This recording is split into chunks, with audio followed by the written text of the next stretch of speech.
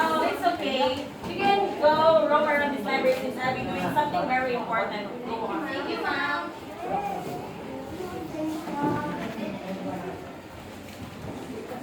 I'm gonna put my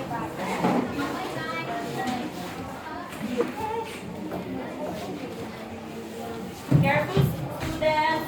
Oh, stop. Stop. So dusty.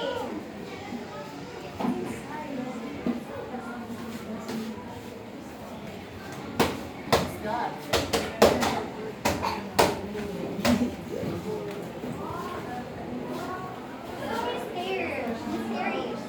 It has no title. I think we should let Miss Miller carry this for us.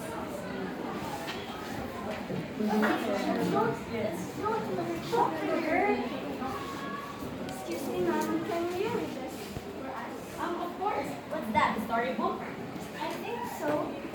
Um, There's no idea. this is outdated. I think this is an outdated book, but you can still use this. Okay. So now we storytelling. Of course. I want you to place yourself there in front of me so that I will be moving this.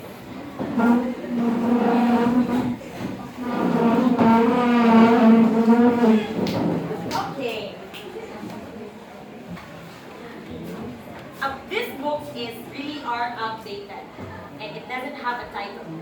So before I will start, I want you to carefully listen and understand what is said and what is written in this big book. I think this is, yeah, really big book because this isn't the usual size of the normal book, just like this. Okay, understand it carefully, students. And then after the storytelling, you will be able to determine what is inside the story. Okay. Okay, let's start. Ooh, very dusty. I'm gonna have a cute hyper destination here.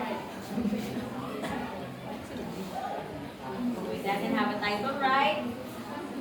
You guys will see. Yeah, very outdated.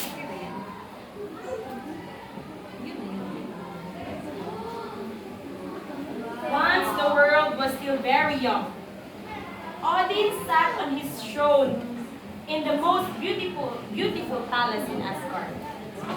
His throne was so high that he could see over all the three parts of the world from where he sat. On his head, he wore a helmet shaped like an eagle. On his shoulder, perched two black ravens called Memory and Thought. And on his feet, crouched two snarling wolves. The great king gazed thoughtfully down on the earth below him. He had made the green land that stretched out before his eyes. With the help of the other gods, he made men and women live on the earth. So this is the earth. On the earth. And they felt truly like the All-Father he was humble. Even the ugly dwarfs who lived in the heart of the mountains agreed to help. They forged iron and materials, made tools and weapons. They dug gold and silver and beautiful jewels out of the earth. The fair elves had promised they would help his children of the earth. The elves were tiny, so this is why. The elves. They were so tiny that fit about their work and seed. They took care of all the bees and the butterflies. And the elves that brought the gentle rain and sunshine on the earth.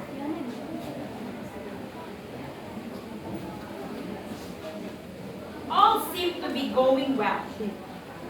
But he knew that the frost giants were waiting only for the chance to bring trouble to his children. They were the ones who brought ice to the world and shook the earth in anger. They had hated Odin and his work.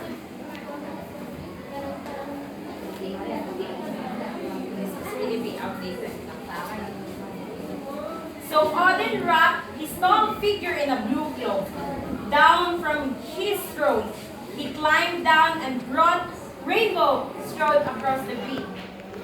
But beside the well sat an old man, his face saw lined with the trouble of the world. His name was Mimir. His name was Mimir, which means memory. No one, even great Odin, could see the pictures in the wall unless first drunk of its water. Only Mimir could give the magic drink. Odin aid Odin Odin aided the old man.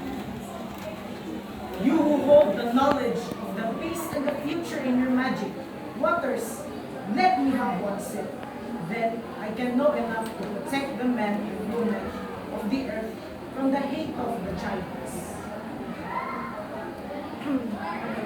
The price of one drink from this well is not cheap.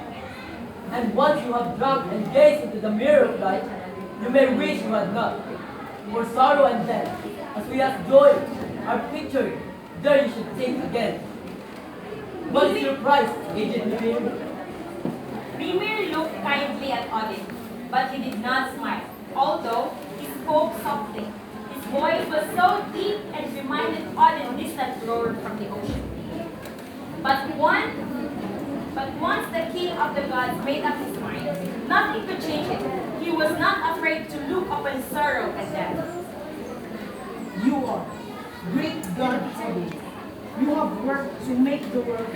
Only those who know hard work may drink from the well. However, that is enough. What have you given up that is very dear to you? What have you sacrificed? The price of this drink is great sacrifice. Are you still willing to pay? What could the king of gods sacrifice? What could the king of gods sacrifice? What was so dear to him? Odin thought of his handsome son, Balder, whom he loved the most, and all that was most wonderful around him. Odin stood silent before Mimir. Indeed, that he would be a high price. No, I am not asking for your dear son. The fate says his life must be short, but he has time to give and bring happiness to the gods and the world. I ask for one of your eyes. Drink deeply, great king, so you may see all that you wish in the mirror of life. Odin lifted the horn to his lips and drank. Then he knelt by the edge of the well and watched the pictures passing across his still and silent surface. When he stood up again, he sighed for Mimir and said, he had seen sorrow and death as well as joy. It was only the glorious promise at the end that gave him courage to go on. So Odin, the great king of gods, became one-eyed. If you can find Mimir's well, you will see Odin's blue eye resting at the bottom. It is there to remind men and women of the great sacrifice he made for them. So students, can I ask you, what could be the best title for this fantastic book? Or should I say mysterious book? Because every book is mysterious. Yes? I think the best title in the story would be Sacrifice of Odin. No, it's not yet the best title I've heard. What about Odin's eyes? No, it's still not. Yes?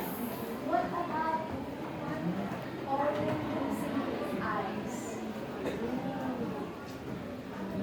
Might be, but still lack of true essence of the story.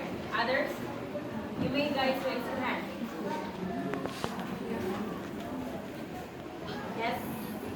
I think the best word is how Odin lost his eyes. Very good. Clap your hands. That's the best title that might be named.